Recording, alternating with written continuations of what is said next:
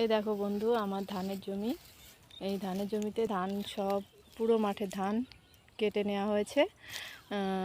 যখন আমাদের ধান কাটে তখন এই যে এই দেখতে পাচ্ছ একটা ঘাস এই ধান খেতে ছিল। এখানে একটা বাসা ছিল, পাখির বাসা, তার মধ্যে ডিম ছিল। তা সবাই তো কারোর বাসা ভাঙতে চায় না, তাই যারা ধান কেটেছে তারা এই গাছটাকে রেখে দিয়েছে আর বাসাটাকে ভাঙেনি। তো ডিম ছিল পাখির, এখন দেখুন সেগুলো এখন এই বাচ্চা হয়ে গেছে। এই যে বন্ধুরা দেখতে পাচ্ছ, এর ভিতরে 3টে বাচ্চা আছে। হ্যাঁ, 3টে বাচ্চাগুলো খাওয়ার জন্য ভেবেছে, খাবার এনেছে, খাওয়ার জন্য হাঁ করছে। প্রকৃতির কি নিয়ম! হ্যাঁ, মায়া, সব পৃথিবীতে মায়া। এই মায়ার পৃথিবীতে সবাই বাঁচতে আসে। তো পাখির বাচ্চাগুলো মনে হয় কি পাখির বাচ্চা জানি না, মনে হয় ছোট কোনো পাখির বাচ্চা হবে।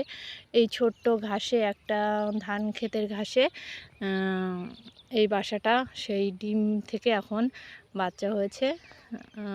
তো আমি সেটাই দেখাতে চেষ্টা করছি। আমার ধানের ক্ষেতে এই বাসাটা ছিল আর সেখানে বাচ্চা হয়েছে, বাস এইটুকুই। আমি